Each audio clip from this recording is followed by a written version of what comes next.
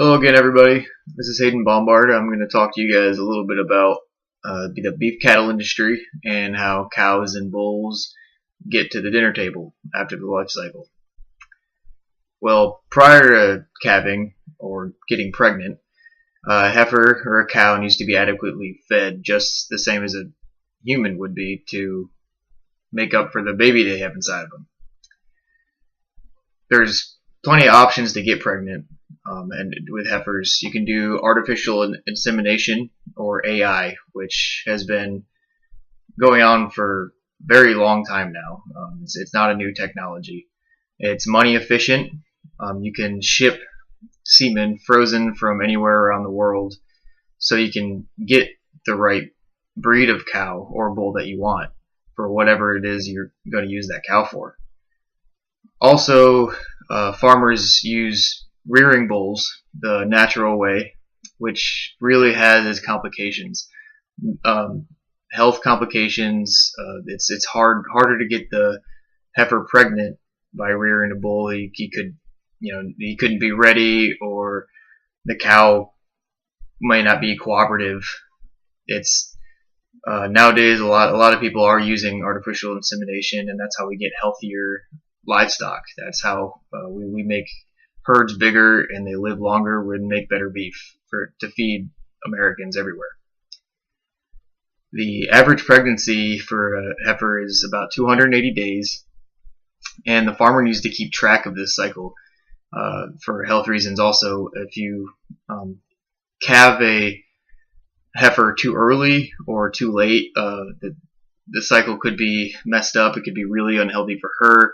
The calf could be unhealthy. They need to recover a certain amount of times before they have another calf. And it's really important for the business that the herd stays healthy, especially with newborn babies and the heifers as well. After calf is born, they will stay with the mother for about 6 to 8 months. Then they separate, and that's called weaning. It's the process of taking the calf away from the mother and placing them in another plot, or selling them to somebody else for whatever they may use the cow for. Weaning can be a really stressful process for calves, especially if they sell it to another farm or ranch. That could be anywhere. They could ship the cow off. They could, if it's a bull, he could go to another farm where he's going to be reared, and it could be stressful to switch him from one plot to another, especially away from its mother.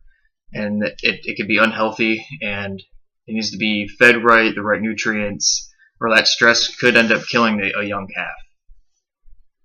If it is a bull, he might be used to rear. If it's a heifer, she might be used just to have cows, and she might not ever be processed. But usually cows will have calves up until the finishing process, and she will be sold and processed and eventually go to the beef market.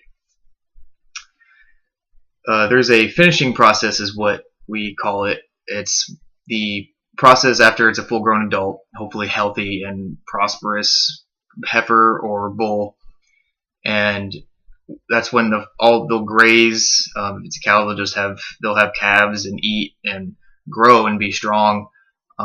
It's when the farmer, they'll just continuously feed them until it's the weight that they want.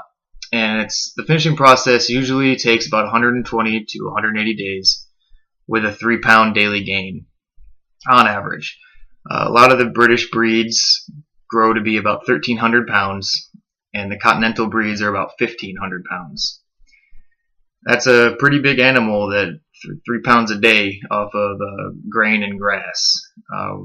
American grain-fed bulls are actually world-renowned for the beef, for the taste and the quality. So that's what we usually do, is grain-fed, but grass is also an option. A lot of ranchers do grass. And after the finishing process is done, it goes to the USDA, and it could be prime, select, or choice beef. And that's how they grade it, and they grade it depending on the tenderness and the marbling of the beef. And after it's graded, it's processed, and the cow will end up being shipped to somewhere around the world or here in America. Well, thanks for watching.